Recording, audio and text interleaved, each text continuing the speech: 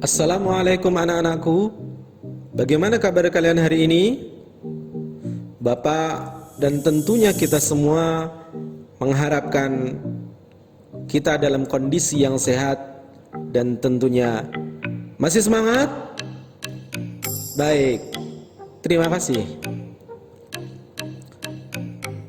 Alhamdulillah, bertemu kembali dengan Bapak pada hari ini. Kita akan belajar tema 1, subtema 1, dan pembelajaran kelima. Sebelum pembelajaran kita mulai, kita harus tahu apa tujuan kita belajar hari ini. IPA menjelaskan ciri, alat gerak, dan fungsi pada hewan vertebrata dan avertebrata.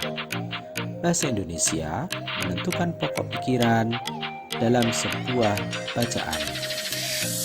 Dan SPDP memahami gambar cerita.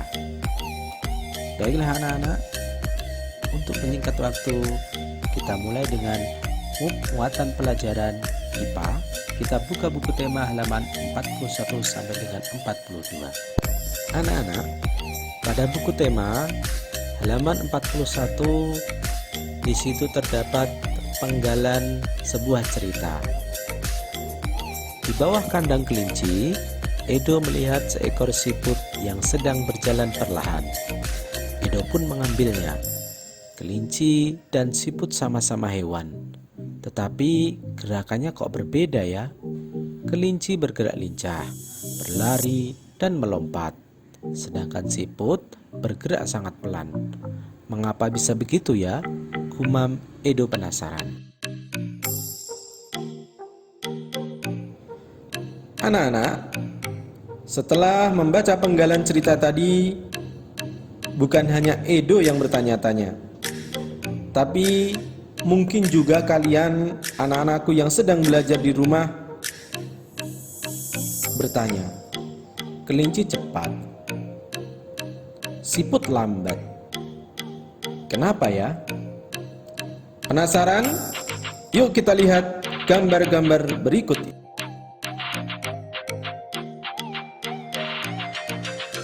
Pada gambar-gambar ini nanti kita akan melihat karakteristik atau ciri yang membedakan antara kelinci dan siput.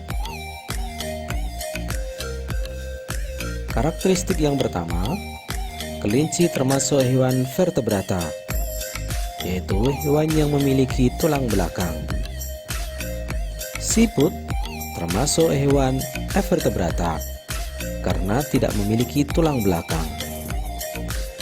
Hewan avertebrata yang lain selain siput ada cacing, ubur-ubur, serangga, cumi-cumi, dan sebagainya. Karakteristik yang kedua, kelinci berkembang biaknya dengan cara beranak atau melahirkan, yang disebut dengan vivipar. Sedangkan siput, cara berkembang biaknya dengan bertelur atau ovipar.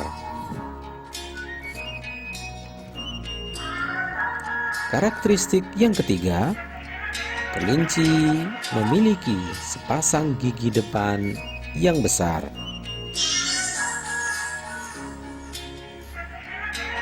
Sedangkan siput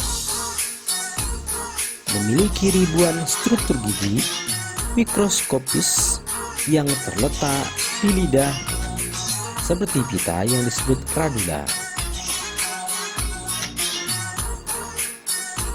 Karakteristik berikutnya, kelinci memiliki kedua belah matanya yang terletak di kepala. Sedangkan siput, kedua belah matanya terletak di ujung tentakel.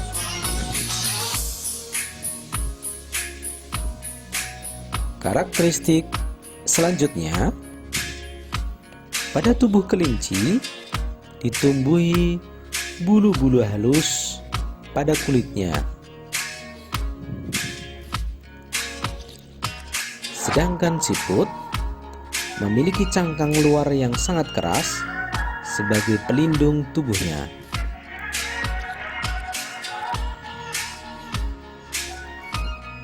Karakteristik berikutnya, organ gerak kelinci adalah sepasang kaki depan dan kaki belakang. Sedangkan siput, organ geraknya adalah dengan kaki perut yang lebar dan pipi sebagai alat geraknya.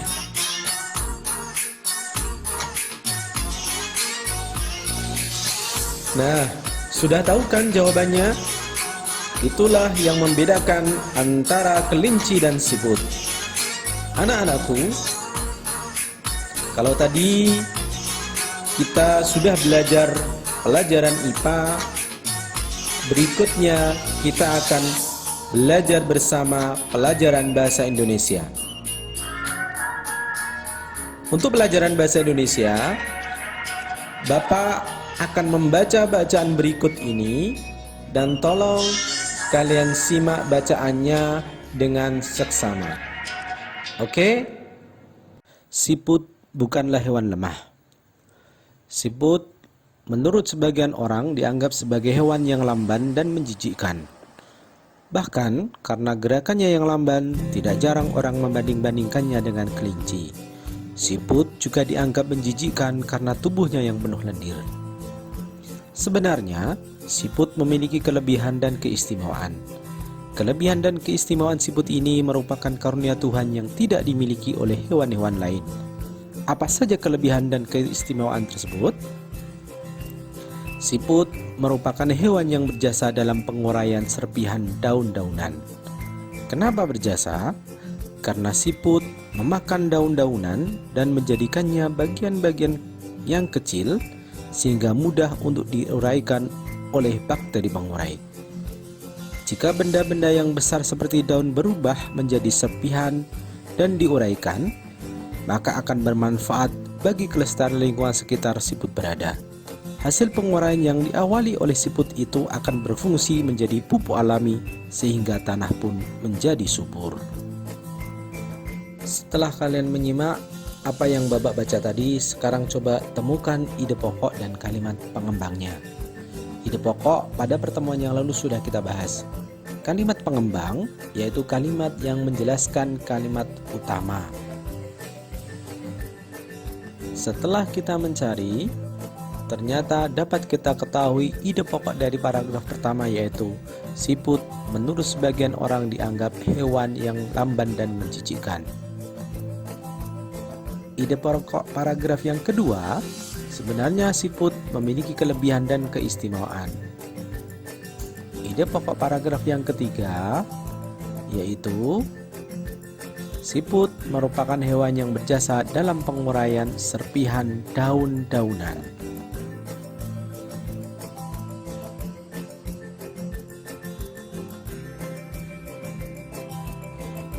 Mudahkan anak-anak untuk mencari dan menentukan ide pokok serta menentukan kalimat pengembang dari sebuah bacaan. Kalau tadi kita sudah belajar bahasa Indonesia, sudah belajar IPA, maka pelajaran terakhir yang akan kita pelajari hari ini adalah SBDP, Seni Budaya dan Prakarya.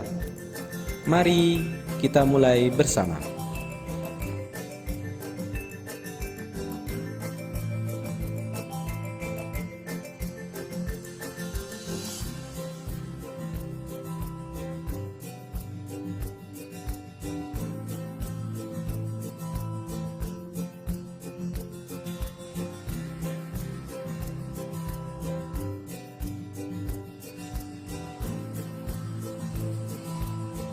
Demikian tadi anak-anak, pelajaran SPDP mengakhiri belajar bersama kita hari ini.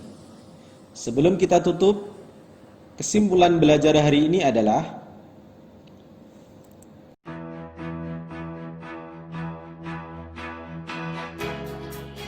anak-anak, tibalah saatnya Bapak undur diri dalam pembelajaran kali ini.